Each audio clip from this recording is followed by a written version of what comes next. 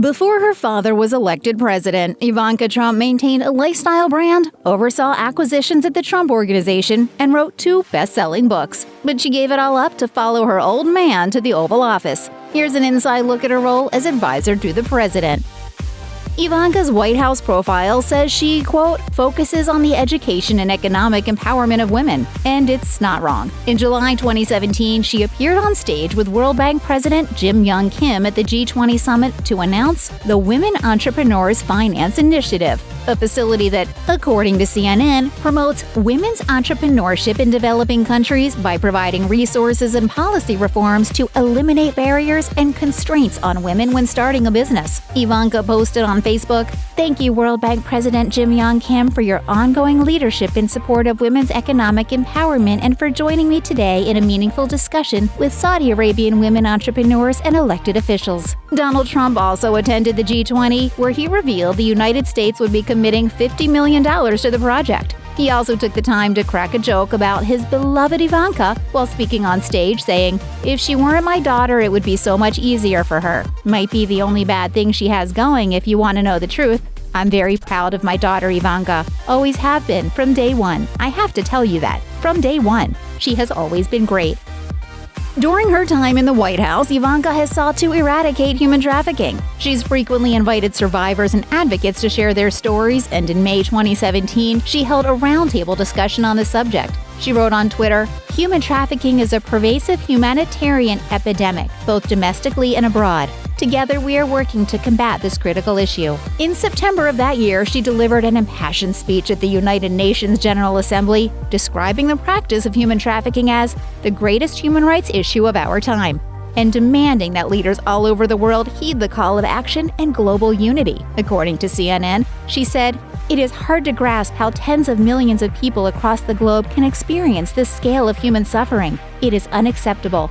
Human trafficking, forced labor, and modern slavery splinters families, distorts global markets, undermines the rule of law, strengthens transnational organized criminal networks, and threatens national security everywhere." She applauded the U.S. State Department's $25 million donation to the Global Fund to End Modern Slavery and added, "This is just our most recent step in our many efforts to combat this global problem." I look forward to a thoughtful discussion. Much like her advocacy for anti-human trafficking, Ivanka is a staunch fighter for paid family leave. According to CNN, the Paid Family Leave Initiative is a part of her American Working Families portfolio, and the issue garnered bipartisan support. Ivanka said in a statement, "It's encouraging to see members on both sides of the aisle putting forward paid family leave proposals. 25 years after the Family and Medical Leave Act of 1993 was passed, we finally have bipartisan agreement on the importance of paid leave for working parents. Now we are seeking to build consensus around policy that can garner enough votes to be passed into law." In December 2019, the Senate passed legislation that would give federal employees 12 weeks of paid parental leave for the first time. Although Republicans rejected her proposal to give all Americans paid family leave, Senate Democrats notched a win for federal employees as part of the reauthorization of the National Defense Authorization Act. Ivanka stated, "As the country's largest employer, the United States government must lead by example. After 3 years of relentless advocacy, the passage of the NDAA will secure paid parental leave for all federal employees. This will mark a huge step forward towards making paid leave a reality for all Americans." In 2018, President Trump and then Attorney General Jeff Sessions instituted a zero-tolerance policy at the United States southern border, which included the separation of families since children couldn't be prosecuted along with their parents. During the first 6 weeks of the policy, the Department of Homeland Security reported that nearly 2,000 immigrant children were separated from parents, according to the Washington Post. Journalists and human rights advocates descended on immigration detention centers and border patrol facilities in Texas and found children crammed together in cages and using large foil sheets as blankets, as the Associated Press reported. At a 2018 Axios event, Ivanka stated that she was strongly against family separation and the separation of parents and children. That was a low point for me as well. I feel very strongly about that.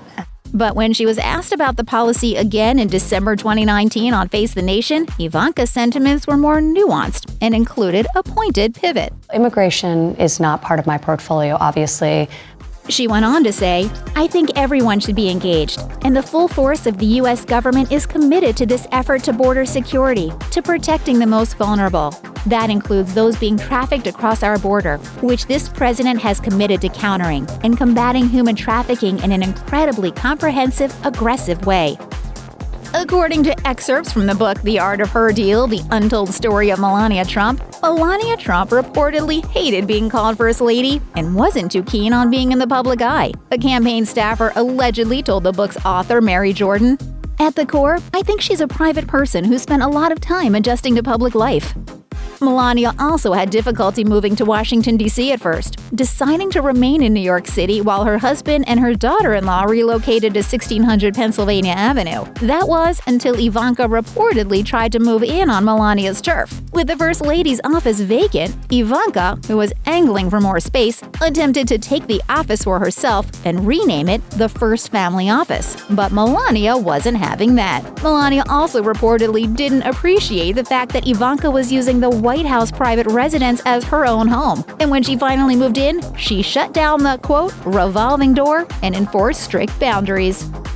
In November 2018, The Washington Post revealed that Ivanka used a personal email account to discuss White House business with aides, assistants, and cabinet officials. The 2017 emails were discovered by White House ethics officials who were collecting data from 5 agencies in order to respond to a public records lawsuit. The White House directed all questions to her attorney, who said in a statement, "While transitioning into government after she was given an official account, but until the White House provided her the same guidance they had given others who started before she did, Ms. Trump sometimes used her personal account, almost always for logistics and scheduling concerning her family." Ivanka's decision to use a private email account for official White House business was instantly compared to Hillary Clinton's use of the same. Ivanka's statement went on to say, "Ms. Trump did not create a private server in her house or office. No classified information was ever included. The account was never transferred at Trump Organization, and no emails were ever deleted." According to the report, Ivanka turned over all her emails so they could be officially archived.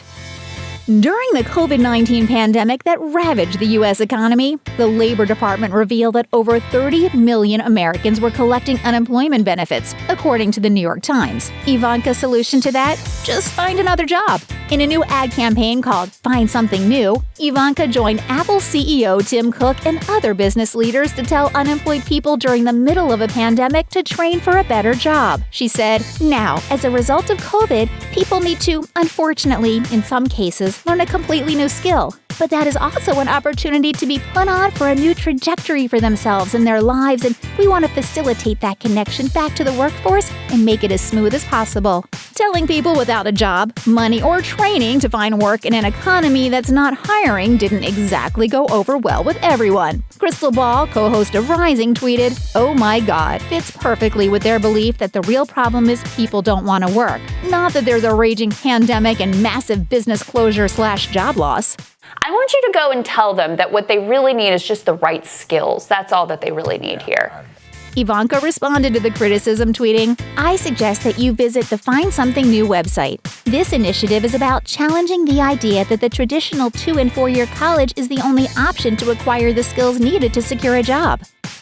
In her address at the 2016 Republican National Convention, Ivanka said, "American families need relief. Policies that allow women with children to thrive should not be novelties. They should be the norm." And once she entered the White House, she fought for just that in the form of increasing the child tax credit for working families. After months of lobbying, her provision was included in the GOP tax reform bill, which extended the credit from $1,000 to $2,000. Speaking to Fox News about her ability to work with other lawmakers, she said, "I think we've, over the course of the year, learned how to work as a unified voice. I spent a lot of time on behalf of the administration and with members of the administration and talking with different senators." Ivanka celebrated the win by posing in front of the White House. She tweeted, "Celebrating a historic win for American working families following the passage of sweeping tax cuts. P.S. I'll never get used to this beautiful background."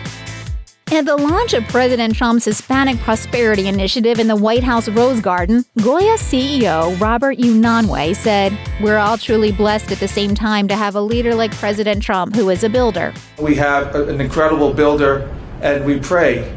We pray for our leadership, our president, and we pray for our country. Yunan Wei, who was a registered Republican, then compared Trump to his grandfather, who founded, in his words, the nation's largest Hispanic food company. Unsurprisingly, this became political, with one side boycotting the company for its association with Trump, and the other rushing to fill their shopping carts with Goya beans. President Trump posted a photo of himself on Instagram in the Oval Office promoting Goya products. Ivanka also posed with a can of Goya black beans on Twitter with the caption, "If it's Goya, it has to be good." Turns out, that might have been an ethics violation. According to The Guardian, several rights groups, including Citizens for Responsibility and Ethics in Washington, accused Donald and the first daughter of using the office of the White House to promote private business. In response, the White House statement blamed cancel culture for the backlash, saying in a statement, "Ivanka is proud of this strong Hispanic-owned business with deep roots in the U.S. and has every right to express her personal support."